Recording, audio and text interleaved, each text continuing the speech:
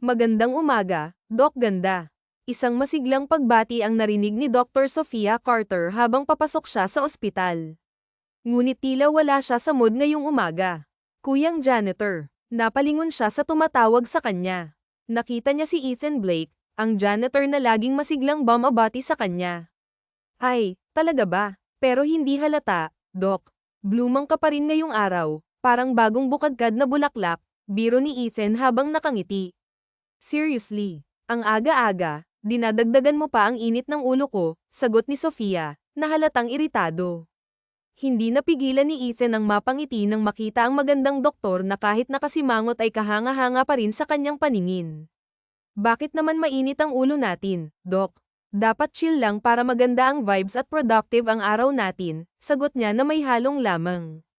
Paano naman gaganda ang mood ko kung ikaw agad ang sumasalubong sa akin tuwing umaga?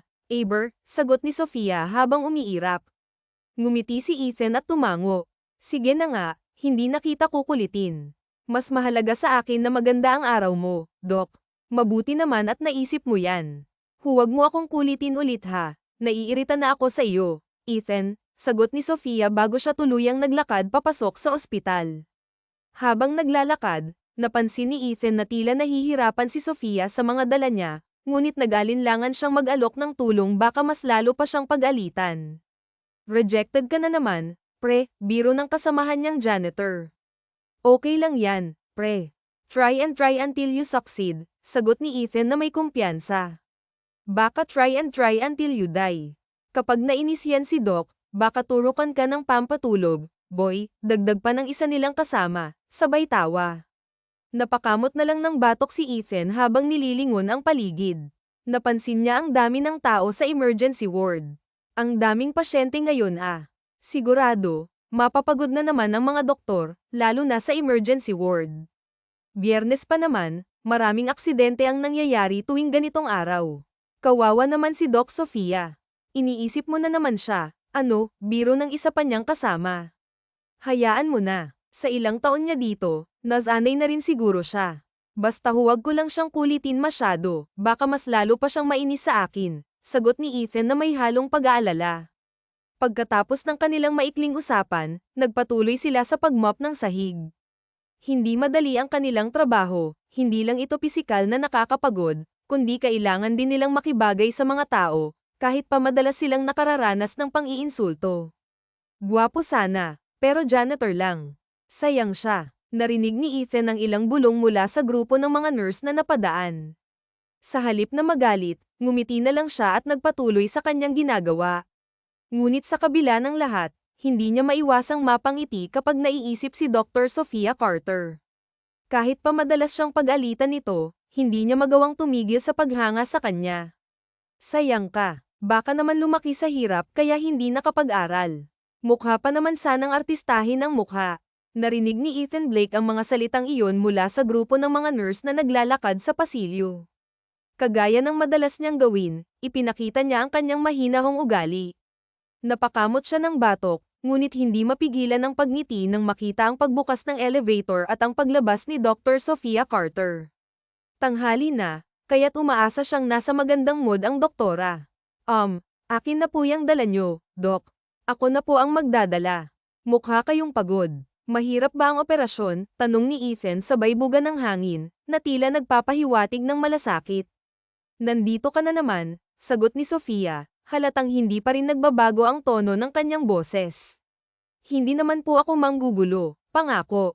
Gusto ko lang talagang tulungan kayo kasi mukhang ang bigat-bigat po nitong daladala nyo, paliwanag ni Ethan habang maingat na inaabot ang bag ng doktora. Mapilit ka talaga, no? Hindi ka ba napapagod sa kakalinis sa sahig?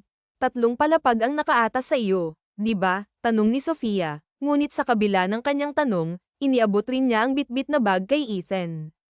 Ngumiti si Ethan ng may kasiyahan. Nako, sisiw lang po yung pagod basta masaya ka at natutulungan kita, Doc. Gusto ko ngang gawin ito kasi dito sanay ang katawan ko. Kapag walang ginagawa parang ang tamad-tamad ko. Habang naglalakad sila, napansin ni Ethan ang bahagyang pagmuso ng labi ni Sofia. Hindi niya napigilan ang pagtitig dito, at sa sandaling iyon, muling kumabog ang kanyang dibdib. Bumalik sa kanyang alaala ang unang araw na nasal-ayan niya ito, 2 buwan na ang nakalipas. Sa kabila ng madalas na pagtataray ni Sofia sa kanya, hindi iyon naging hadlang upang lalong lumalim ang paghanga niya sa doktora. Sinapo ni Ethan ang kanyang dibdib, tila kinikilig sa kanyang naiisip. Sa kabila ng lahat, hindi siya tumigil sa pagpapapansin, kahit wala pa siyang natanggap ng ngiti o magandang pakikitungo mula kay Sofia. Ah, Doc, ano bang tawag sa sakit tuwing bumibilis ang tibok ng dibdib? Tanong niya na may halong biro. Baka kulang ka lang sa exercise kaya kinakabag ka, sagot ni Sofia nang walang pag-aalinlangan. Ay, ganun pala yun, Doc. Akala ko pagmamahal na eh. Tingin ko kasi nahuhulog na ang puso ko sa iyo, sagot ni Ethan na may kasamang ngiti. Alam mo, kahit kailan talaga pabibo ka. Ang corny ng mga linyahan yan, sagot ni Sofia, sabay irap. Corny man, ang importante totoo ang nararamdaman ko sa iyo. Hindi ito gasgas o peke, sagot ni Ethan, na seryoso ang tono. Hay nako, naiirita na naman ako sa iyo, kuyang janitor. Ethan Blake na lang kasi, Doc. Mas magandang pakinggan kapag tinatawag mo ako sa pangalan ko eh. Hay nako, Ethan Blake. Ba't bagong-bago, gustong-gusto mo ako, ha? Wala ka bang asawa o anak? Mamaya pa niyan, may bigla na lang sumugod dito at sabunutin ako kasi yung asawa niya naglalandi ng doktor. Kung magkataon talaga, tatadyakan talaga kita, kuya. Nako, wala no. Hindi naman ako mangungulit ng ganito kung pamilyado na ako, may anak ako. Since kaya ako nandito kasi ready. Naputol ang sagot niya nang biglang tumingala ang kilay ni Sofia, tila naghihintay sa kanyang susunod na sasabihin. Prenteng ngumiti ang lalaki, siniguradong nakikita ni Dr. Sofia Carter ang kanyang charming smile na madalas kinagigiliwan ng mga dalaga, nagbabaka sakaling mapansin siya nito. Kung ganun, mabuti na lang at single ka, wika niya na may halong biro, ngunit may sinseridad sa tono. Tsaka baka naman may dahilan kung bakit gusto mo talaga ako. Pero siguro itigil mo na yan, wala kang makukuha sa akin. Mataas ang mga pangarap ko, at wala sa bokabularyo ko ang mag-entertain ng mga lalaki. Bagamat malamig ang sagot ng doktora, mahinahong tinanggap ni Ethan ang sinabi nito. Kinuha ni Dr. Sofia ang bag na hawak niya at mabilis na pumasok sa kanyang opisina. Akma sanang susunod si Ethan, ngunit agad siyang pinigilan ng doktora. Oh, sasama ka pa rin ba sa opisina namin? Hanggang dito ba mangungulit ka? Tanong nito na may bahagyang iritasyon. Ah, Oo nga no. Ayos, hanggang dito na lang. Have a nice lunch, Doc Sofia Carter, nakangiting palom ni Ethan habang pinapanood itong pumasok sa opisina. Bagamat muling nabigo, nanatiling positibo ang lalaki. Umangat ang dulo ng kanyang labi at bumulong sa sarili, hindi talaga kita titigilan hanggat hindi ko nakukuha ang loob mo. Ikaw ang babaeng gusto kong pakasalan at ang magiging ina ng mga anak ko. Samantala, sa loob ng opisina, marahan na inilapag ni Sofia ang kanyang lunch at bag sa mesa. Hindi pa man siya nauupo, nilapitan na siya ng kasamahan niyang si Dr. Nathan Spencer. Si Ethan Blake ba yung naghatid sa'yo sa labas, Sofia? Di ba yun yung janitor na laging nagpapapansin sa'yo? Tanong nito na may halong panunuya. Tiningnan siya ni Sofia, hindi alam kung ano ang tamang sagot. Bilang isang pediatrician, ang kwartong iyon ay eksklusibo para sa kanila, at 7 lamang silang naroroon. Si Nathan Spencer ay isa rin sa mga pediatrician na matagal nang nagpapahiwatig ng interes sa kanya. Oo, siya nga. Bakit? Sagot ni Sofia nang walang emosyon. Nako, Sofia, huwag ka nang lumapit o makipag-usap doon. Di hamak na mas mataas ang estado mo sa buhay kaysa sa janitor na yun. Nakakahiya kapag nakita ka ng iba. Baka isipin nila wala kang class at breeding, dagdag pa nito. Napakunot ang noo ni Sofia. Nathan, bakit mo naman nasabi yun? Kasi janitor lang yun. Mahirap, walang pinag-aralan, samantalang ikaw, ilang taon mong pinaghirapan ng pre-med, med school, at board exams. Ang bagay sa'yo, yung ka-level mo rin, wika ni Nathan na tila ipinagmamalaki ang sarili. What are you trying to imply? Tanong ni Sofia, halatang hindi natuwa. Dapat din na yun lumalapit sa'yo. Sinusubukan pa niyang makipagkompetensya sa akin. Ano bang laban niya sa tulad ko ring doktor? Napailing si Sofia, nadismaya sa sinabi nito. Harap-harapan kung makapagsalita si Nathan, At iyon ang isa sa mga bagay na ayaw niya. Nathan, malinis at marangal na trabaho yun. Hindi basehan ng estado sa buhay para respetuhin ang isang tao. Everyone deserves respect, rich or poor. Anong ibig mong sabihin? Tanong ni Nathan, halatang naguguluhan. Napatingin ang ibang mga kasamahan nila, at si Nathan ay tila napahiya. Wala, gusto ko lang ipaalala na wala tayong karapatang manghusga ng ibang tao dahil lang doktor tayo. Dapat nga magpasalamat tayo sa biyaya ng buhay at huwag maging mayabang. Why are you being like that? Nainis ka ba? Don't tell me nagugustuhan mo na rin yung lalaking iyon ha? Tanong ni Nathan, halatang naiinis. That's not my point, Nathan. At una palang sinabi ko na sayo, wala akong interes sa kahit sino, sagot ni Sofia ng mariin. Oh my, mukhang na-offend si Sofia sa sinabi mo, Nathan, sundot ng isa pang kasamahan nila. Walang reaksyon si Sofia at tahimik na kinuha ang kanyang lunchbox. I'm so sorry if I offended you, Sofia, sabi ni Nathan, halatang na-guilty. No, it's okay. You don't have to worry or be sorry. Thank you. But why are you standing up? Tanong ni Nathan nang makita itong tumayo. Gusto ko lang kumain sa labas at makalanghap ng sariwang hangin. Excuse me, sagot ni Sofia, dala ang kanyang lunchbox. Diretso siyang tumungo sa cafeteria, iniwan ang mga kasamahan. Totoo mang hindi siya interesado kay Ethan Blake, ngunit mas wala siyang interes kay Nathan Spencer dahil sa pagiging mayabang nito. Kung papipiliin siya sa dalawa, mas pipiliin niya ang janitor, ngunit wala pa talaga sa plano niya ang magkaroon ng love life. Oy, Doc Sofia, himala at nagawi ka dito sa cafeteria. Dito ka sumabay sa amin, tawag ng isang grupo ng mga kasamahan niya. Salamat, pero gusto ko sanang mapag-isa, sagot niya ng magalang. Sa kabilang dako, napansin siya ni Ethan Blake na kumakain kasama ang iba pang janitors. Oy, nariyan pala si Doc Sofia Carter. Lapitan mo, bulong ng isa sa mga kasama ni Ethan, na agad narinig ni Sofia. Huwag na muna, mukhang masama ang timpla niya ngayon. Huwag na nating guluhin, mahinahong sagot ng kasamahan ni Sofia. Napabuntong hininga siya ng maluwag, tila nabawasan ang bigat na dinadala. Tahimik siyang kumain, pilit na hindi iniintindi ang mga matang tila nakamasid sa kanya mula sa bawat sulok ng cafeteria. Matapos ang ilang sandali, tumayo siya ng maayos at bumalik sa kanyang trabaho. Sa kalagitnaan ng araw, naglaan siya ng oras upang mag-round sa mga batang pasyente, isang gawain na laging nagbibigay sa kanya ng kakaibang kasiyahan. Sa wakas, nang dumilim na ang paligid, nagpasya na rin siyang umuwi. Buti na lang at maraming pediatricians dito sa ospital, hindi masyadong mabigat ang workload ko, bulong niya sa sarili habang naglalakad papunta sa parking lot. Habang naghahanap siya ng sasakyan, narinig niya ang isang pamilyar na boses. Hi, Ann. Galit ka pa rin ba sa akin? Tanong ni Nathan Spencer, halatang nag-aalangan habang papalapit. Nilinggan niya ito ng bahagya at walang emosyon na sumagot, hindi naman ako galit sa iyo. Talaga ba? Pero parang galit ka pa rin. Hindi ka na bumalik sa opisina kanina pagkatapos mong kumain, pagpupumilit nito. Naging abala kasi ako sa mga pasyente ko. Ikaw ba, wala kang trabaho? Baka pwede kitang ayain mag-lunch bukas, pampalubag loob lang sana. Ayoko kasing sumama ang loob mo sa akin, sabi ni Nathan, may halong ngiti na tila sinusubukang gawing magaan ang usapan. Sarkastikong ngumiti si Sofia. Nako, puno na ang schedule ko bukas. Hindi kita masasamahan sa lunch.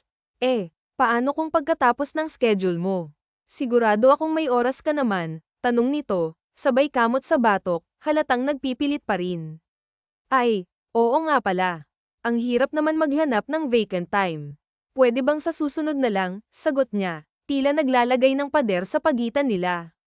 Okay, sagot ni Nathan, tila nawala ng lakas ng loob.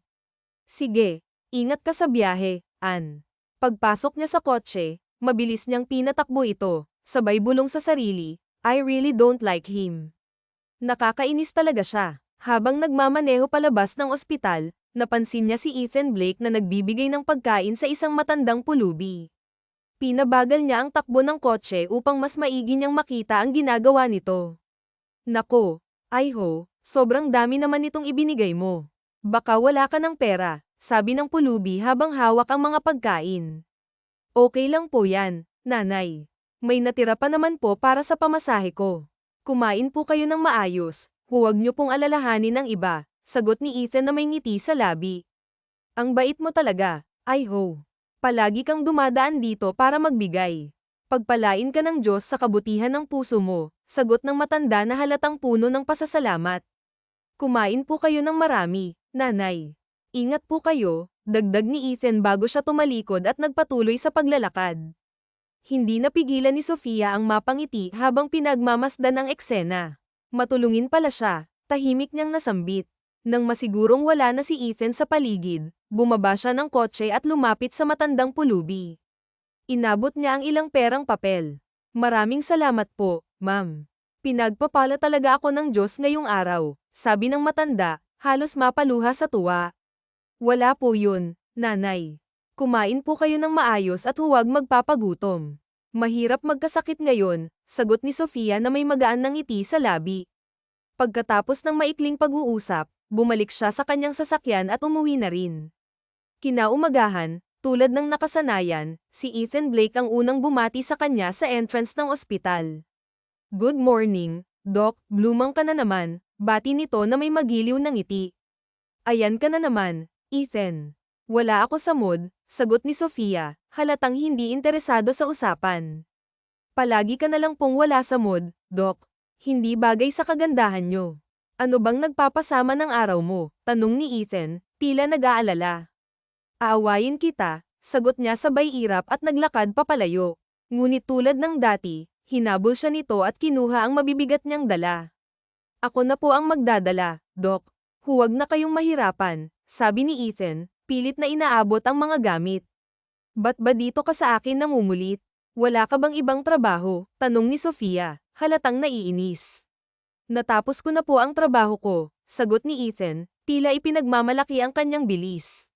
Sus, ganun ba kabilis? Tanong niya, bahagyang nagdududa. Oo naman, kahit ipakita ko pa sa inyo, sagot nito na may kumpiyansa. Hindi na kailangan, wala akong pakialam doon, sagot ni Sofia, sabay irap muli. Oh, hanggang dito ka na lang ha. Ako na ang bahala sa mga gamit ko. Salamat. Dagdag niya bago tuluyang pumasok sa station.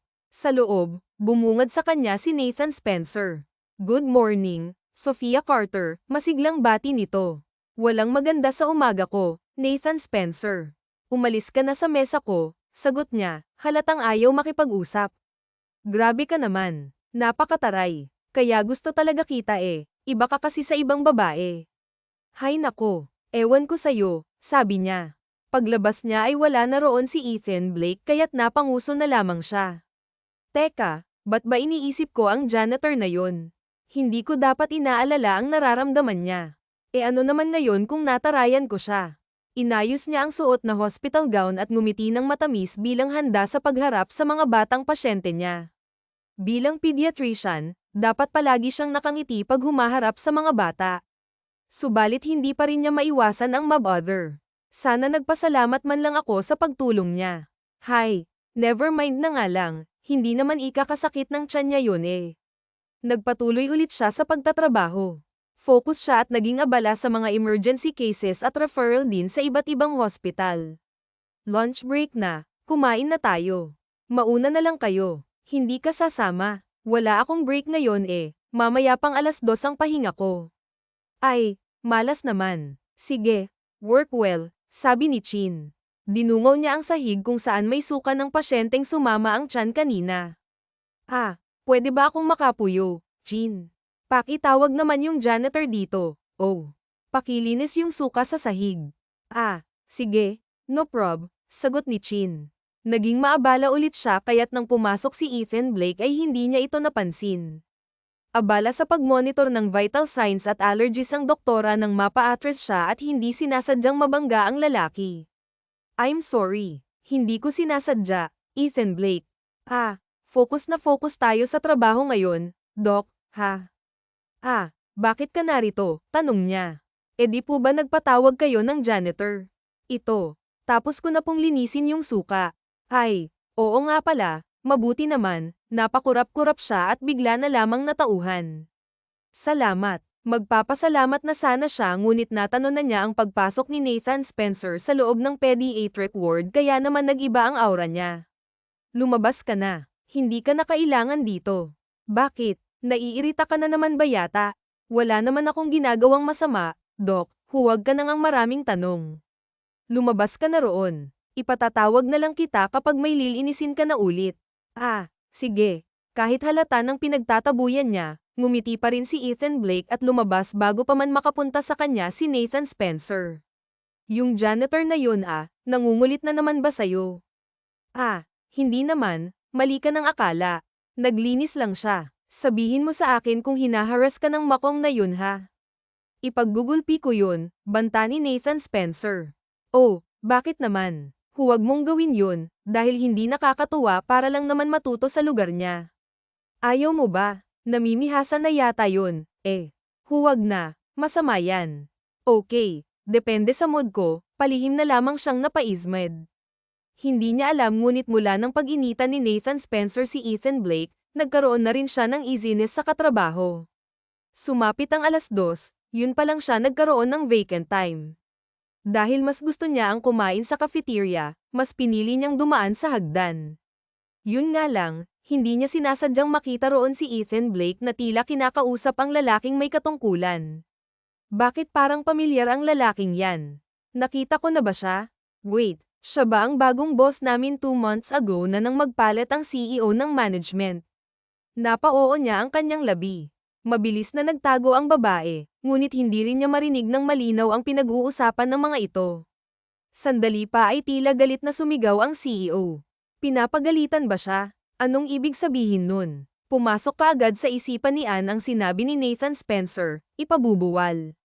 Mag-usap na lang tayo kung tumano ka na. Mabilis siyang nagtago dahil dumaan na ang CEO na mukhang galit na galit.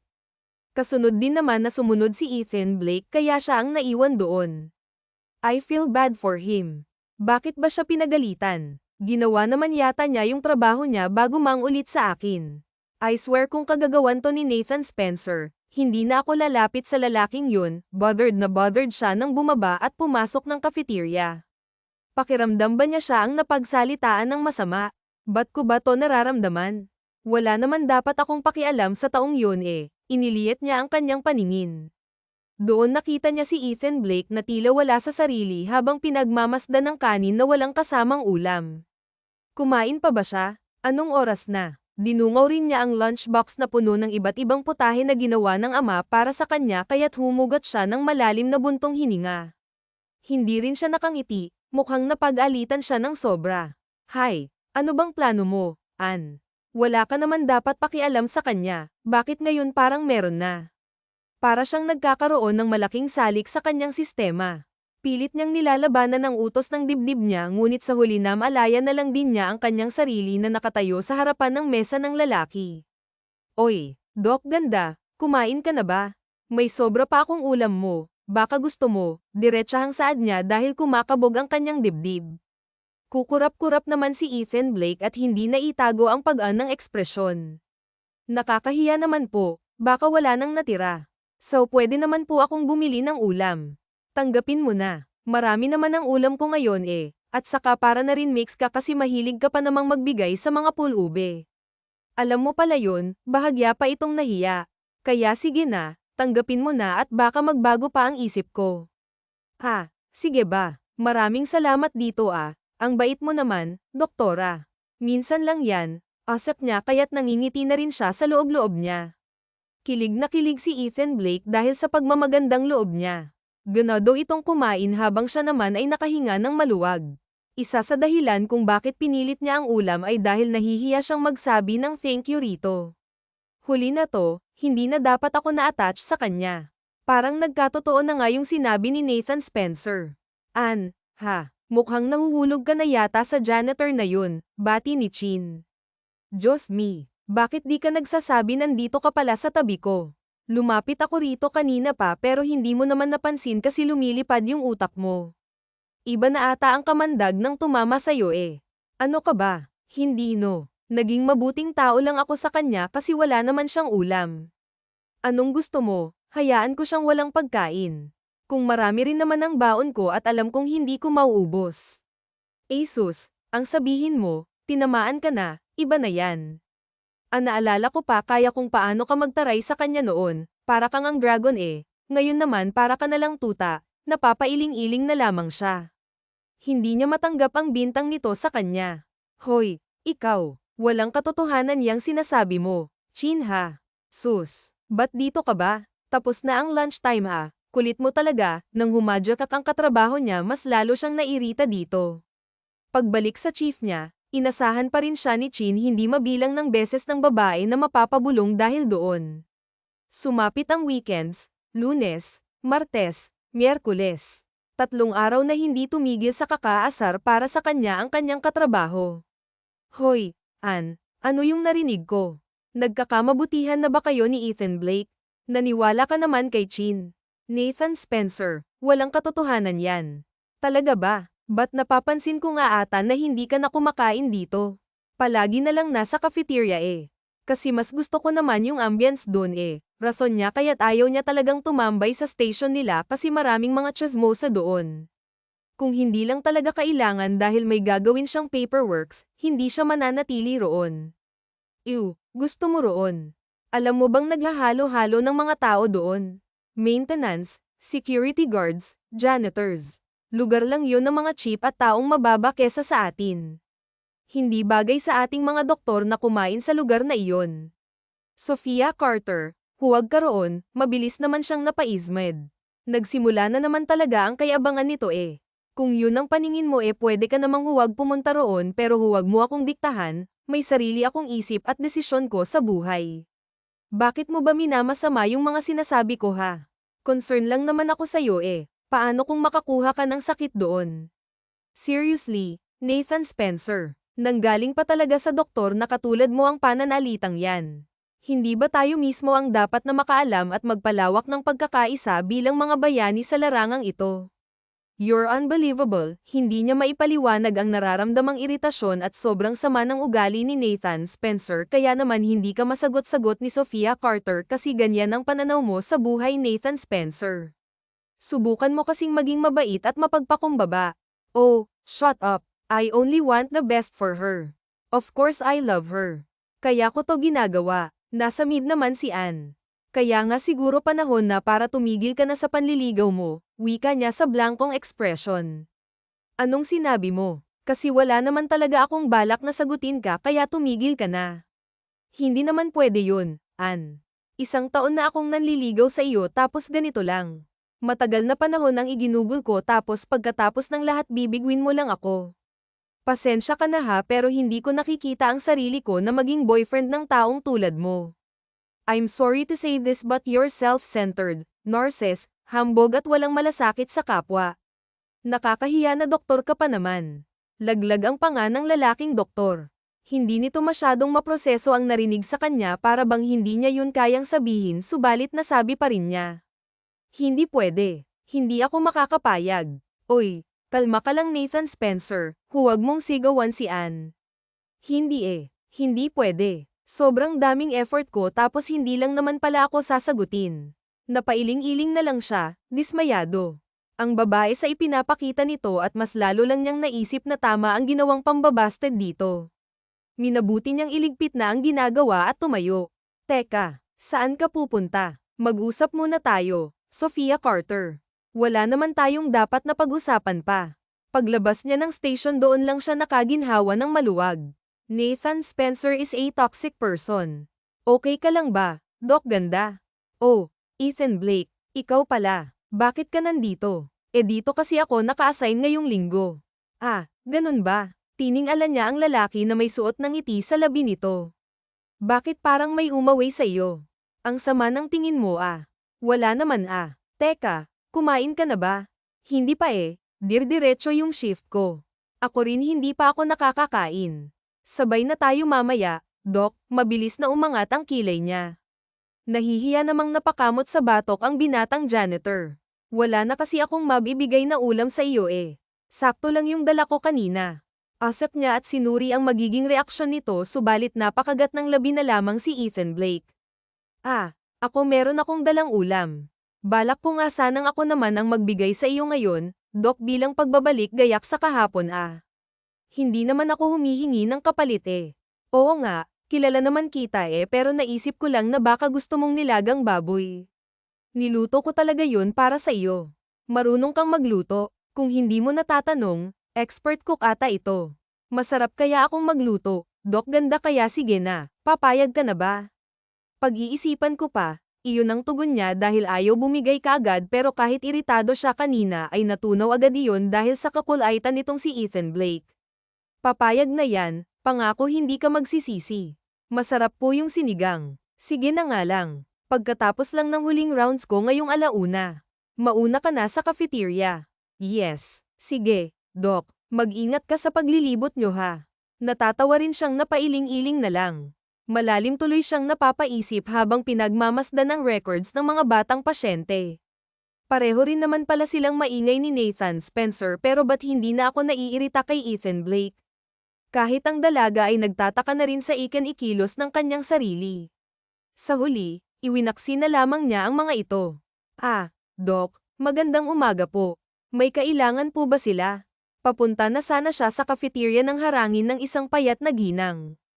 Ako po yung ina ng batang nakakonfine sa room 16, Doc. Gusto ko sanang ibigay sa iyo ang mga prutas na to kasi huling araw na po namin ito dito. Pasasalamat ko po ito sa pag-aalaga ninyo sa kanya. Nako, nakakahiya naman pong tanggapin yan, Nay. Naisip niyang baka wala na rin itong pera. Nako, tanggapin mo na po. Makakalabas na ang anak ko at dahil yun sa walang tigil na pag-aalaga ninyo sa kanya at sa pagtingin nyo sa kalagayan niya.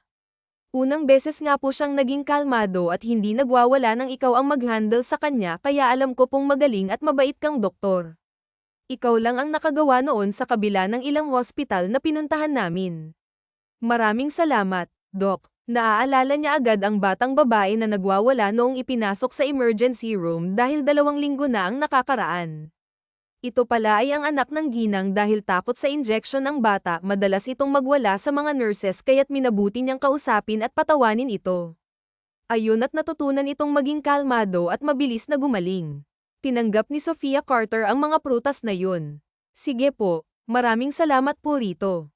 Pakisabi na rin ho kay Tiz na mag-iingat po siyang talaga palagi at alagaan niyang sarili niya para huwag na po siyang ma-hospital ulit. Noted po yan, Doc. Dala-dala niya ang prutas pagpasok sa cafeteria doon inaabutan naman niya si Ethan Blake na inihahanda na ang dala nitong pagkain. Unconsciously napapangiti na lang siya nang masilayan ito. Kain tayo may dala akong prutas. Gusto mo ba? Prente siyang umupo sa harapan nito sabay lapag ng basket. Ang ibang naroon ay napatingin naman sa gawin nila. Oo, mahilig ako sa prutas. Binili niyo po ba yan, Doc? Hindi, binigay sa akin nung mama ng pasyente ko. Ngumiti naman si Ethan Blake. Ang bait-bait mo sigurong doktor no kaya't nireregaluhan ka nila. Hindi ko rin nasabi na mabait ako o hindi pero siguro baka nga. Hindi mabait ka talaga. Nakikita ko palagi nagagawa mong kunin ang loob ng mga batang pasyente. Kahit yung may mga malalang tantrums. Bagay na bagay sa iyo ang specialty mo, Doc Ganda. Teka nga, huwag mo na nga akong tawaging Doc Ganda eh. Ganda, na lang. Okay lang ba? Mas lalong huwag. That's cringe. Just call me by my name. Ikaw talaga para kang sinaunang tao. Ang hilig mo sa mga gasgas na linyahan. He chuckled. Ang ganda naman ng name mo, Doc. Bagay na bagay yan sa iyo. Mamuso siya. Salamat, pinagmasdan ni Ann ang paglagay ng lalaki ng ulam sa lunchbox niya. Hindi mawala-wala ang ngiti nito kaya't nakakaramdam din siya ng kagaanan. Thank you sa ulam mo, Ethan Blake. Paano ba? Mauna na ako ha. Sabay na tayo. Ann, tumango naman siya. Sabay din naman tayo ng ratang patutunguhan kaya sige na. Tahimik siya nang maghiwalay sila ng landas. Mula noon hindi na niya nahagilap pa ang lalaki kaya't nag-focus na lamang din siya sa shift at mabuti na lamang normal chef siya ngayon kaya't 6 siya makakauwi. Pagdaan ng tambayan ng mga pulube ay otomatikong binagalan ng babae ang pagtakbo ng kanyang sasakyan doon ay nakita niya ang matandang pulube na kumakain na padaan na siguro siya rito nauna na siguro siyang umuwi ngayon. Nakakapanibago hindi na siya nangungulit ngayong hapon Minasahe na lang niya ang batok at nagpatuloy na subalit sa di kalayuan sa madilim na parte ng overpass may naaninag siyang babae si Nathan Spencer ba yan? Si Nathan Spencer nga, muling bumagal ang pagtakbo ng kanyang kotse. Anong ginagawa niya rito? Hanggang 11 PM pa ang chef niya, hindi ba? Nagtataka siya ngunit nasa punin ng labi nang makita ang nangyayari sa isang madilim na lugar. Nakatayo si Nathan Spencer habang may nagsusuntukan sa harapan nito. Doon niya nakita si Ethan Blake na pinagtutulungan ng tatlong mga lalaki. Oh my goodness! Ethan Blake, hindi siya nagdalawang isip na lumabas ng kanyang sasakyan, pinangunahan ng gulat at galit ang kanyang sistema. Nang laki naman ang mga mata ni Nathan Spencer nang makita siya. Ano ba kasi ang ginagawa ninyo sa kanya? Anong ginagawa mo rito, Sophia Carter? Hindi ba't sinabihan na kita? Huwag mong gagalawin si Ethan Blake, wala siyang kasalanan sa iyo ha. Hanggang ngayon ba siya pa rin ang iniisip mo kahit na nakita mo na akong nasasaktan dahil sa ginawa mo? Hindi katwiran yan. Sinasaktan mo pa rin siya. Maaari kang makulong dito. Sinubukan niyang lapitan ang lupaypay ng lalaki subalit hamarang si Nathan Spencer. Ano bang laban niya, diha? Na janitor lang naman siya at ikaw naman, hindi rin ang galing sa mayamang pamilya kaya gagawin ko ang gusto ko. Tuturuan ko siya ng leksyon sa pagsira ng relasyon nating dalawa. Anong sinasabi mo? Wala tayong relasyon, you're delusional. Tila ba wala sa sariling humalakhak ng malakas si Nathan Spencer kaya't napaatras siya. Babalo ka na kung ayaw mo siyang masaktan, sagutin mo ako, magiging tayo and everything will be good. I would never do that, then your janitor lover will suffer. Hindi ko siya lover, Nathan Spencer. Galit ka lang ngayon. Pwede ka bang kumalma muna no? Huli na siya dahil hindi na niya kayang pakalmayan ng lalaking doktor para bang tuluyan ang naging ibang tao si Nathan Spencer at kinakabahan siya para dito ngunit gayon pa man nang sinubukan nung humalik sa kanya walang alinlangan at tinadyakan ng babae ang gitnang parte ng hita nito. Aray! Ethan Blake, huwag kang lumapit dito miss, aalis kayo o isusumbong ko kayo sa mga pulis. Asap niya na gumana rin naman kaya takot na nagskulasan ng tatlong lalaki kay Ethan Blake. Wala na sa isipan niya ang takot at kaba sa maaaring mangyari dahil sa pag-aalala sa lalaki. Ann, hindi ka na sana pumunta pa dito. Hindi naman pwede yun. Hindi ako aalis dito nang hindi ka kasama, saad niya ng mariin at pilit nung ay nalalayan na mimilipit pa rin sa saksi Nathan Spencer kaya't nagawa niyang isakay ang dagwang lalaki sa kanyang sasakyan. Ann, bumalik ka rito. Huwag kang alalam, tuturuan ko pa ng aral ang lalaking yan. Huwag ka nang lumapit pa dito, Nathan Spencer, dahil baka hindi ka na makaanak pa, tarantado ka. Nang masigurong okay na ang pwesto ni Ethan Blake ay umalis na rin ang sasakyan. Gumapang ang panlalamig sa kanyang sistema hanggang sa dulo ng daliri niya, doon lang nakaramdam ng kabog ng dibdib si Ann. Huwag mo na akong alalahanin, Ann. Naririnig mo ba yang sinasabi mo, Ethan Blake? Halos mapuno na ng dugo ang mukha mo. Sabog ang kilay at labi mo. Hindi pa ako mag-aalala nun tapos gusto mo pang iwan kita roon. May death wish ka ba? Ang attractive mo kapag nagagalit ka. Ano bang sinasabi mo? Isa ka pa. Nababaliw ka na rin. Wala, umigting ang bagang niya. May sinasabi pa ang lalaki ngunit masyado na siyang aligaga. Dinala niya ito sa bahay nila, mabuti na lamang din ay naroon ang kanyang ama kaya't ito ang bumuhat sa lalaki papasok. Anong nangyayari dito, anak? Tulad niyang doktor din ang ama ngunit retiro na ito, silang dalawa na lamang ang magkasama matapos mag-asawang muli ng kanyang ina. Nabugbog po siya pa. Hindi ba't dapat sa hospital mo siya dadalhin at hindi rito sa bahay natin Mamaya ko na lamang po ipapaliwanag sa inyo, pagamutin lamang po muna natin siya please. Alright, stop worrying now. Isang tanyag na general surgeon ang papa niya nang hindi pa ito retired kaya't kampante ang loob niyang magiging maayos ang kalagayan ng lalaki. Abot tahip naman ang kabog ng kanyang dibdib habang inaasikaso ang ama ng sugat ng lalaki. Tumawag na rin siya ng kapulisan. Sinumbong niya si Nathan Spencer na walang pag-aalinlangan ngunit nagtataka siya nang malamang hindi pala iyon ang gusto ni Ethan Blake. Hindi mo na sana siya isinumbong pa sa mga pulis, seriously. Ikaw na nga itong na badly injured tapos ayaw mo pang sabihin sa pulis ang nangyari. Dapat bigyan ng leksyon ang Nathan Spencer na yun at yung mga binayaran niya sa ginawa niya. You could have been put into danger if hindi ako dumating. Baka nga napuruhan ka at maaari pa na ikinamatay mo yun. Lamambat ang ekspresyon nito habang nakatitig sa kanya at habol na habol ng babae ang hininga nang ang tumigil. Pasensya ka na kung inapakan ko man ang boundary nating dalawa, pero this is the right thing to do. Kahit na ganyan lang ang estado mo, hindi mo dapat hinahayaang alipustahin ka ng iba dahil mayaman sila. Naiintindihan ko yun. Hindi naman sa ayaw ko siyang isumbong, ayoko lang na mag-alala ka pa at ma-stress. Stress is inevitable, so why not deal with it? Intense ang pagkakatitig niya rito ngunit ngumuso lamang ito at yumuko upang itago iyon. Bakit ka nangingiti dyan? Do you find this funny? Mayabang na tanong niya. Hindi naman, I just find it cute na nag-aalala ka para sa akin, sagot ni Ethan Blake. Ikaw, natuto ang kanyang labi. Yun pa talaga ang iniisip mo. Ano naman ngayon kung nag-aalala ako sa'yo? Ibig sabihin ba nun, friends na tayo? What the heck, Ethan Blake? Tingnan mo nga yung sarili mo, puno ng bandage ang mukha mo, tapos yan pa rin ang inuuna mo.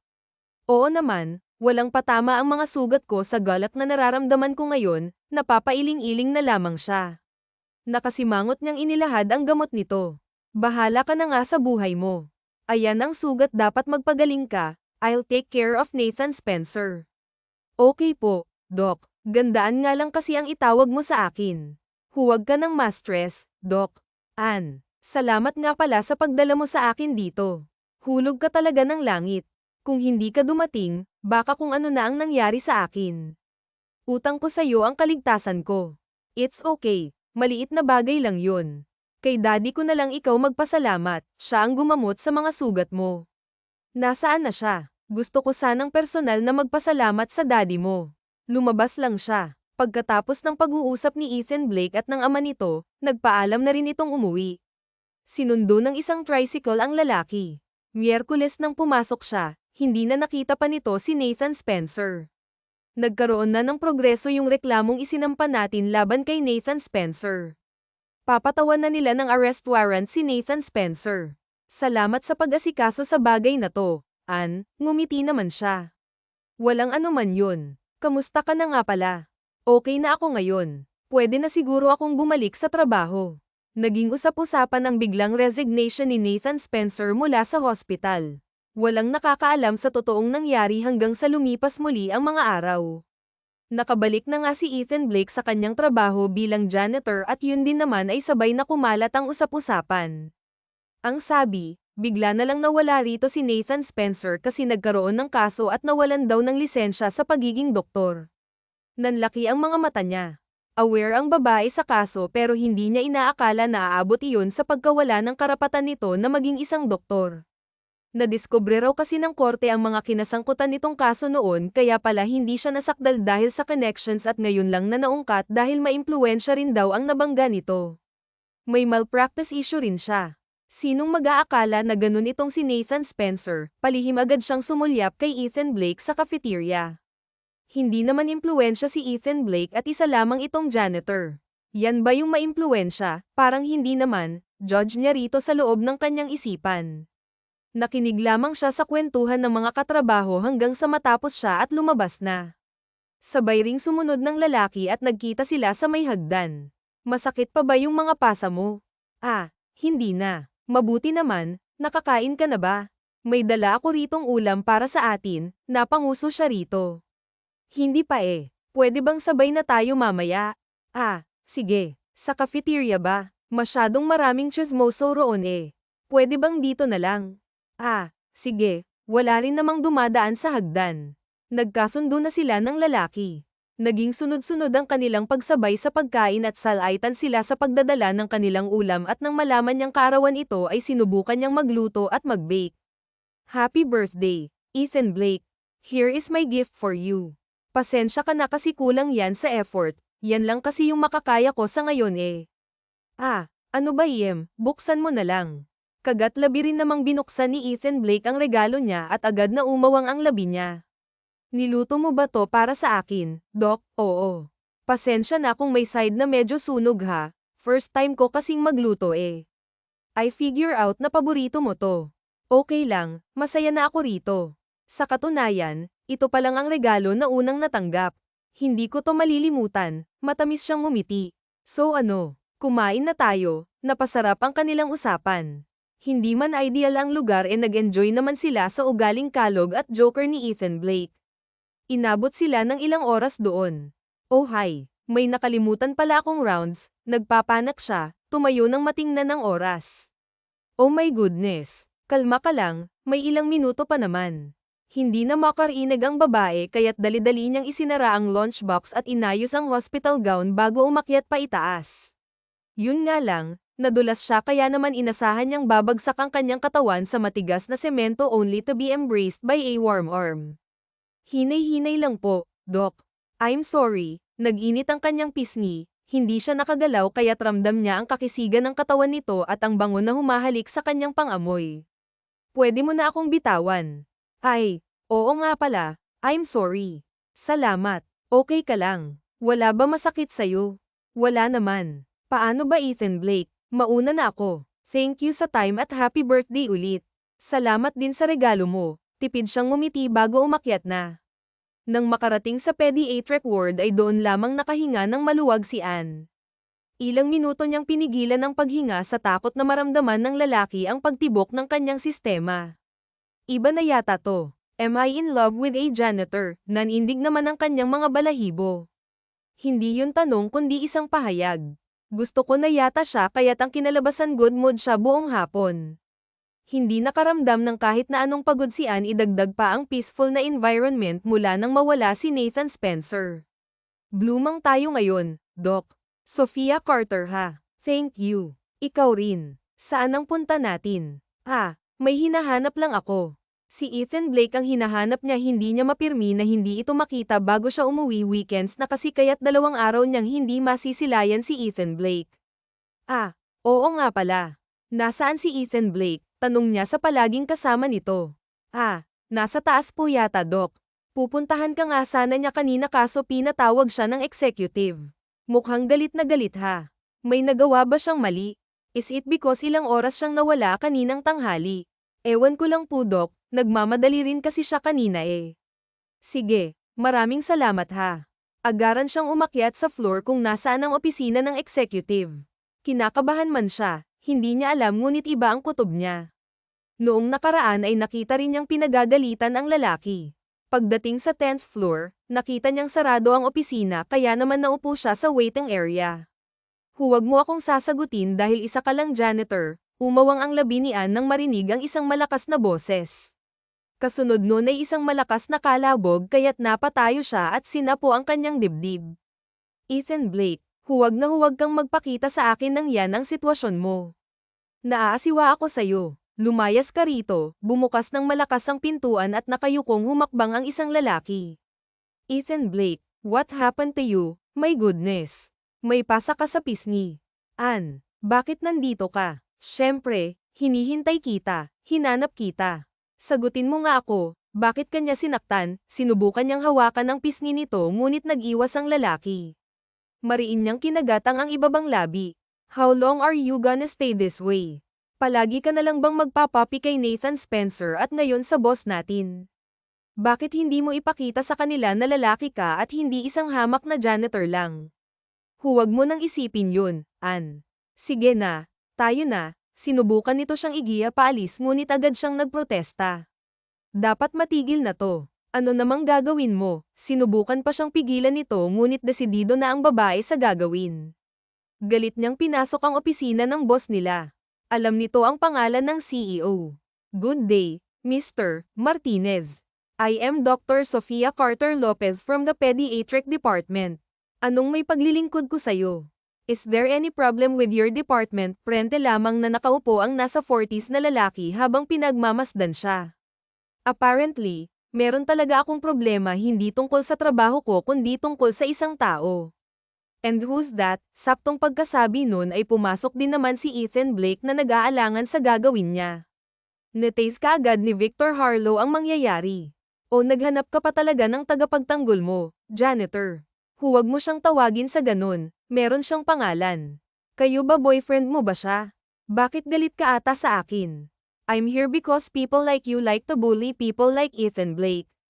Ano bang kasalanan niya sa'yo at ganun mo na lamang siya ay tratuhin? Wala kang karapatan na saktan siya. Ikaw man ang boss niya namin, mayaman o kahit na ano pa mang dahilan. Ouch, natouch naman ako sa pagmamahalan yung dalawa, will you take this seriously? Hindi ito biro. Mr. Martinez, pumunta ako rito para sabihin sa'yo na huwag mo aapihin si Ethan Blake. Dahil kung gagawin mo pa rin yun, hindi man ako mayaman pero gagawin ko ang lahat mabagsak ka lang hindi po ako natatakot sa'yo. Umawang ang labi ni Luciano at sa likuran nito ay tikom ang labi ni Ethan Blake. Wala itong ibang ekspresyon kundi purong paghanga sa kalakasan ng loob niya. Huwag nyo na sanang i-take advantage ang mga taong walang laban sa inyo, hindi yun nagpapakita ng kalakasan kundi karuwagan. Tara na nga, Ethan Blake, parang estatwa na hindi makagalaw si Luciano sa mga narinig mula sa babae ngunit imbes na magalit o mainis umangat ang dulo ng labi nito.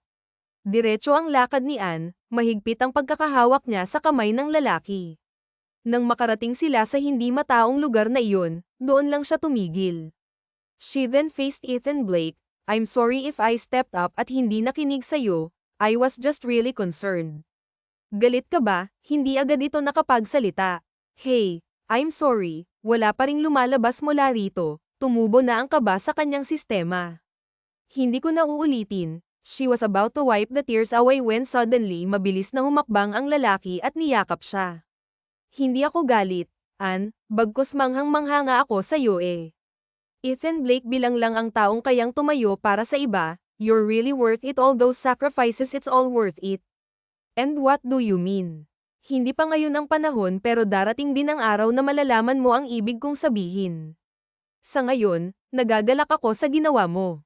You're such a badass and brave woman, Sofia Carter. Awang ang labi niya, gumanti siya sa hawak at nanatili silang ganun. Pakiramdam ng babae nakahinga siya ng maluwag ang pag-alala ay napalitan ng pasasalamat. You speak good English, nabanggit niya nang bumalik na sa normal ang paligid. Okay lang ba yung accent ko? Nakuha ko kasi yun sa VIP patient na nakakasalamuha ako. Oo, para kang native speaker, binaliwala na rin naman iyon at sabay silang umuwing dalawa. Nagpresenta pang maghatid ang dalaga at ilang subok pa bago ito pumayag. Ah, dito lang ako. Salamat, Anne. See you tomorrow, mag-ingat ka pa uwi, matamis na ngiti ang iginawad nila sa isa't isa bago naghiwalay. Hindi matawaran ng kahit na anong ginto ang kasiyahan. Huhulaan ko yung janitor na yun ang dahilan ng mga ngiti mo, no, Papa?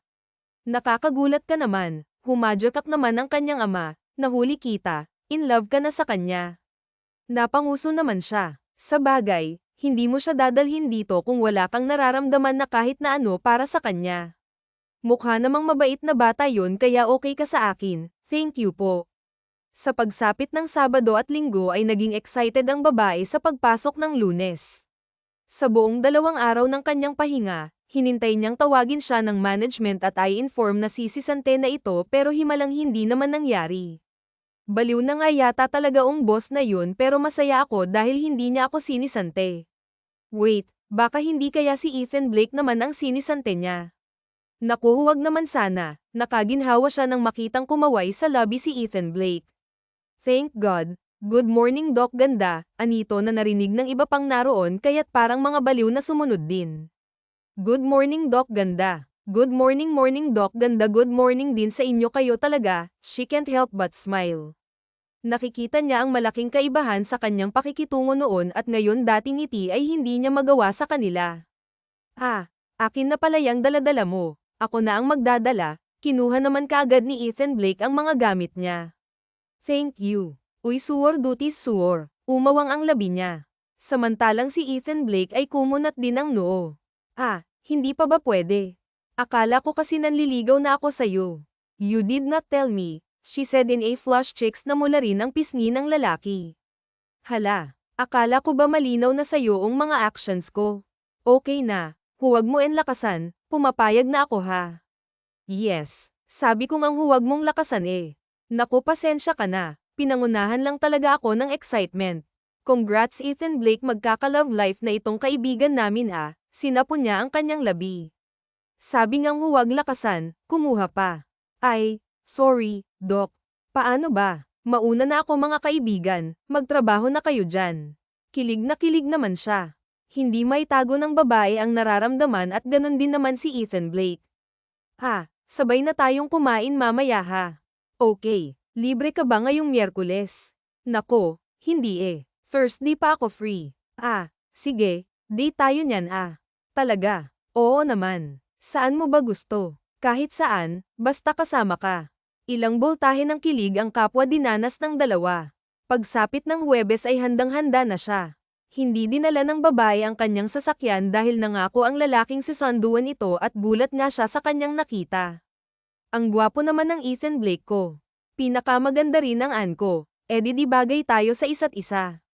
Sinulyapan niya ang big bike na nakaparada sa labas ng bahay nila. Hindi niya inaasahan na iyon ang sasakyan nila, akala niya ay isang tricycle lang. Angkas na, tutulungan kita kaya ko na. Ikaw na ang bahala sa akin ha. Ingatan mo ako. Opo, madam, ma'am, iingatan kita sobra pa sa buhay ko. Kinuha nito ang kamay niya at pinusisyon sa tiyan nito, ramdam agad niya ang six-packs na abs nito. Naranasan mo na bang sumakay sa motor? No, it's actually my first time. Then I will make it memorable for you. Para siyang hinaypan ng hangin. Pagbaba ng motor sira ang naging ekspresyon niya, tinampal ang dibdib ng lalaki na natatawa lang sa kanya. Abay, natatawa ka pang, loko ka ha.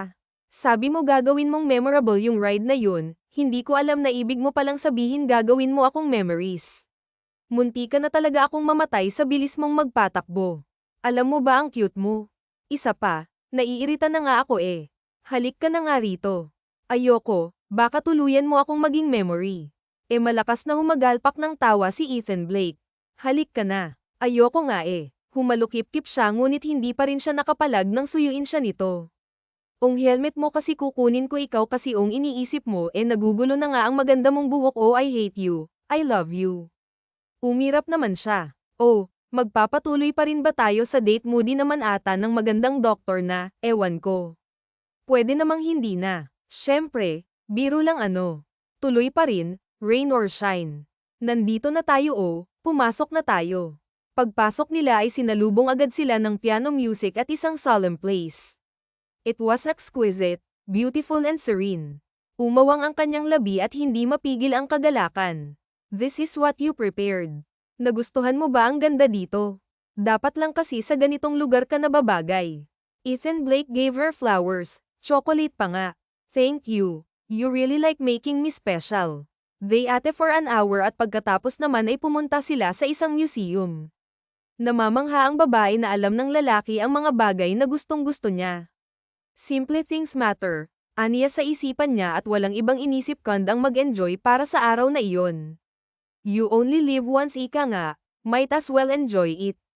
Thank you for today. Nag-enjoy talaga ako. Nagagalak ako na nag-enjoy ka kasama ako, day tayo ulit next day off ko. Kulang na lang ay maging heart ang mga mata ng lalaki. Ngumisi naman siya at natanong niya ang araw na sasagutin ito. See you bukas. Let's have some nice night.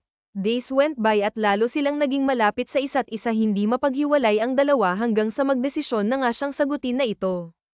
Walang pagsidlang kagalakan sa dibdib ang lalaki. Pakiramdam nito ito ang pinakaswerteng lalaki dahil sinagot ng babaeng napupusuan niya. Kung nakuha nito ang loob niya, nakuha rin naman ni Ethan Blake ang loob ng ama niya. Dumating na nga sa punto na tinanong ng babae kung siya ba ang anak o ang lalaki dahil mas close na nga ang mga ito. Good morning mga bata. Good morning Doc Sophia Carter. Good morning Doc Sophia Carter. Magsisimula na kaming mamigay ng foods para sa inyo ha. Opo, yes. Hey, nakaugalian na ng Magnolia na kada month sa rin nila ay mamimigay sila ng pagkain sa mga pasyente sa pediatric ward.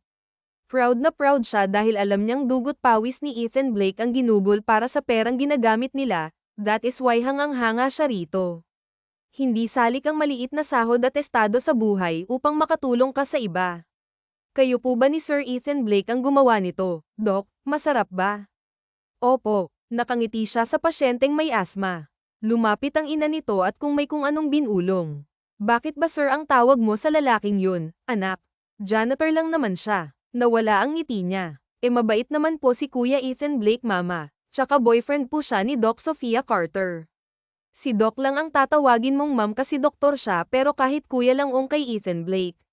Huwag ka nang mag-abala, tumawag ng sir sa kanya. Hindi alam ng babae ngunit nalungkot siya ilang beses nang marinig niyang hinuhusgahan ang kanyang nobyo at sumasakit pa rin ang dibdib niya para rito kahit anong laban niya kasi sa karapatan ito ay hindi nakikinig ang mga tao as long as mababa ang katayuan nito talo pa rin sila. Hey, tiningalan niya si Ethan Blake na nasa likuran din pala niya. Hayaan mo na sila. Huwag mo na silang pansin. Mapait siyang ngumiti at lumapit dito. Hinaplos ng doktora ang pisngi nito. Huwag mo alalahanin ang sinasabi nila ha. Kasi para sa akin ikaw ang pinakagwapo at mayamang lalaki sa mundo. Ang kabutihan ng loob ay yamang hindi mapapalitan ng kahit na ano kaya nga hindi ko sila pinapansin kasi alam kong nandyan ka na humahanga sa akin. Gaman din naman ang loob niya. Another month has passed, everything went smoothly, lahat ng bagay ay ayon sa kanila. Natutunan na rin niyang huwag pansinin ang panghuhusga ng ibang tao. Aanhin mo ang mayaman kung basura naman ang ugali, iyon ang itinatak niya sa kanyang sarili. On the first year anniversary, plano ng dalawa na magbakasyon ng Boracay kaya't pinaghandaan nila iyon, ngunit hindi inaasahan na nagkaroon ng pagtatalo tungkol sa kanilang magiging budget. Ako na ang bahala sa lahat ng gagastusin. Hindi naman pwede yun. Ako ang lalaki rito kaya ako dapat ang gumastos pero kaya ko rin naman, love kapag lumabas tayo ikaw rin ang gumagastos kaya sana hayaan mong ako naman ngayon. Nakatitig lamang ito sa kanya. Alam mo kaya nga ako nagsisikap sa pagiging janitor kasi gusto kong maibigay ang mga gusto mo, naiintindihan ko naman yun pero hayaan mo naman ako, mas malaki pa nga ang sahod ko kung tutuusin, ibig mo bang iparating na wala akong kakayanan na gastusan ng bakasyon nating ta? Natameme siya, hindi niya sinasadyang iyon ang may isip nito sa mga ipinahayag niya, hindi naman sa ganun, then let me hati na lang tayo no. Ako lang gusto kong isave mo yung sahod mo pambili ng mga gusto mo, spoil yourself kaya naman para sa future. This is me making myself happy kaya gusto kay mag-bake tayo at hatim man lang tayo sa gagastusin, huwag ka nang mapilit, my decision is final. Dahil doon ay sumama ang loob niya, para bang na-pressure ito sa pagmamagandang loob kaya't hindi mawala sa kanyang isipan. Dumating ang araw ng bakasyon, maaga pa siyang naghanda kahit masama ang loob at naghintay sa sundo nito. Nakatayo ang babae sa labas nang biglang may tumigil na sasakyan, nanjing na sana siya sa pag-aakalang ang boyfriend iyon, ngunit nagulat siya nang makitang si Nathan Spencer ang bumaba. Nathan Spencer, anong ginagawa mo rito? Hi, Sophia Carter. Long time no see. Na-miss mo ba ako? Bakit nandito ka? Anong gagawin mo? Well, nandito lang naman ako para maningil ng utang nyo. Nanindig ang balahibo niya nang ngumisi ito.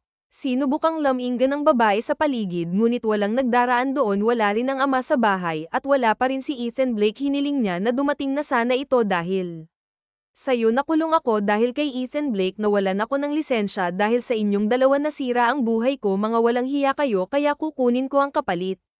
Huwag kang lalapit. Come on, mo ba ako na-miss? Dahil ako na-miss kita, alalang-alala ko pa ang sakit ng pagbasted mo sa akin. Sabi mo hindi ka pa handa pero sinagot mo pa rin naman ang janitor na yun, mahal kita diba, pero ba't mo nagawa yun? Iba namang sitwasyon yun, Nathan Spencer. Huwag mo akong hahawakan. Tila wala itong narinig dahil mahigpit na hinawakan nito ang braso niya. Tulong. Shut up Ethan Blake, sige tawagin mo ang pangalan ng gagawang yun para sabay ko kayong papatayin, pero bago yun akin ka muna. Halos magwala na ang babae ngunit wala siyang nagawa dahil walang tao. Tulong. Huwag kang magulo. Walang hirap siyang hinatak nito papasok sa kotse at isinara. Kumabog ng husto ang dibdib niya, ngunit bago pa man siya makatakas, nandidilim na ang kanyang paningin sa kung anumang kemikal na inilagay ng lalaki sa aircon. Tulong. Ethan Blake. Mula sa madilim at nakakasulasok na pakiramdam, unti-unting iminulat niya ang mata at nakita ang sarili na nakaupo sa gitna ng isang madilim at maalikabok na kwarto. Nasaan ako? Nakagapos ang mga kamay niya sa headboard ng kama habang nakahiga, wala siyang maaninag ngunit nararamdaman niya ang mainit na hiningang dumadampi sa kanyang leeg. Nasaan ako? Nathan Spencer. Pilit ko makawala ang dalaga ngunit mahigpit ang pagkakatali sa kanya. Hindi ka na makakawala sa higpit ng pagkakatali ko sa'yo, kaya bumigay ka na lang, Sophia Carter. Nanindig ang balahibo niya. Ikaw, saan mo ako dinala at anong gagawin mo sa akin? Pakawalan mo ako. Bigyan mo muna ako ng magandang rason kung bakit kita pakakawalan, HM. Damaykit na ang tungki ng ilong nito sa pisngi ng babae, ang hininga nito ay nararamdaman niya sa labi niya kaya't nagpumiglas ulit siya. Hindi tama to Nathan Spencer, let me go. Kailanman hindi magiging tama ang pagmamahal ko sa iyo, Ann. Ang tigas kasi ng ulo mo, sabi kong ako na lang ang sagutin mo, pero ano, pinili mo lang yung janitor na yon. Umakyat na ang kamay nito sa tiyan ng babae at nagbabalak na umakyat, nanlabo ang mga mata ni Ann, pinaghalong kaba, takot at galit ang nararamdaman niya ngayon.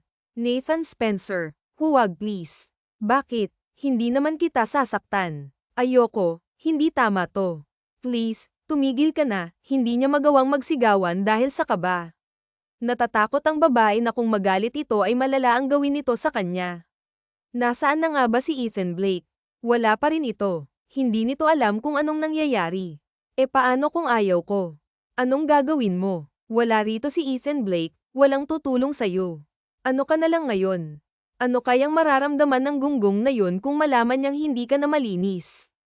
Anong ibig mong sabihin? Mariin siyang pumikit at nanalangin na sana ay dumating na ang kanyang nobyo dahil natatakot na siya. Ang turentadong yun, hindi pa nakontento na nakulong ako, kinuha pa niya ang lisensya ko kaya mula noon, nag-anda leche-leche na ang buhay ko. Hindi na ako makakapagtrabaho ulit. Kung ano man ang nangyari sa'yo, resulta lang yun. Ang kagagawan mo, walang kasalanan sa'yo si Ethan Blake. Tumahimik ka, sisirain ko ang puso mo para mawala na ang gana niya sa'yo. Ano pang silbi ng maging masaya ka kung hindi naman sa akin? Hindi ba, ngayon alam mo na kahit patawagin mong pangalan niya, hindi ka na noon maririnig, malakas itong humalakhak at hinatak niya pataas ang damit ni Anne. Doon na naalarma ang kawawang babae. Nathan Spencer, ano ba? Kung hindi ka mapapasakin, aangkinin muna kita bago kita patayin, nanlamig siya sa kanyang kinahihigaan, nangatal ang mga labi niya at nilamon ng takot ang buong sistema niya. Sa ganong sitwasyon, isang pangalan lang ang nasa isip niyang ayos tulong. Ethan Blake, tulungan mo ako, kahit nakagapos ay nagpumiglas pa rin siya. Nagawa niyang masiko ang leeg ni Nathan Spencer ngunit sinampa lamang siya nito. Huwag kang magulo, mariin itong hinawakan ng baba niya at nanggigigil itong hinalikan. Napahikbi na lamang ang doktora sa sakit at sa takot. Wala siyang ibang magawa kundi ang tawagin si Ethan Blake. Nabingi siya nang biglang sampalan ni Nathan Spencer ulit. May narinig siyang putok ngunit hindi siya sigurado dahil tila nabasag na ang eardrums niya sa lakas ng pagkakasampal sa kanya. Kumawala si Nathan Spencer at tumayo, ina nito ang ilaw ng kwarto at doon bumungad ang paligid para sa babae. Takot na takot siya lalo na nang may kinuhang baril si Nathan Spencer sa mesa at kinasa kasabay nun ay ang bang na pagbukas ng pintuan at inuluwan ng galit na si Ethan Blake. Walang hiya ka, tarantado ka. Anong ginagawa mo sa girlfriend ko? Galit na tawag nito. Ethan Blake, dumating ka na, humihikbi si Anne at tila ba nakahanap siya ng kakamp. Ba't mo kami nahanap dito ha? Agad siyang pinaputokan ni Nathan Spencer kaya't mabilis na nagtago sa likuran ng pader si Ethan Blake. Mabilis naman na inalis ng baliw na lalaki ang tali niya at hinatak ito patayo at saka tinutukan ng baril sa kanyang sentido halos mawalan na ng malay si Sofia Carter dahil sa kaba. Subukan mong lumabas at babarilin ko ang babaeng mahal mo, hindi niya alam ang dapat na maramdaman, naghalo ang mga emosyon niya. Hinatak siya ni Nathan Spencer at dinala sa isang pintuan at lumabas sila samantalang sumunod naman si Ethan Blake at mabilis na nailagan ng ikalawang putok mula sa baliw na lalaki. Huwag na huwag kang susunod. Ethan Blake, binabalaan kita. Nakarating sila sa hagdan pababa at halos matisod na siya sa bilis ng paghatak nito. Nathan Spencer, nasasaktan ako. Wala kang panahon para mag-inarte. Dalian mo, hinatak nito hanggang sa makarating sila sa rooftop ng building. Madilim ang gabi ngunit umiilaw dahil sa kidlat. Hoy, di hamak na janitor, ang lakas naman ng loob mong pumunta rito. Ano? May dala kang pulis, akala mo hindi ko inaasahan to. Mamamatay muna si Anne bago mo siya makuha sa akin. Akin lang si Anne. Akin lang siya, nababaliw ka na, Nathan Spencer. Ana, hindi niya alam ang plano ng nobyo ngunit kung ano man ang mangyari hindi dapat siya mamatay sa mga kamay ng baliw na lalaki, hindi niya hahayaan yon.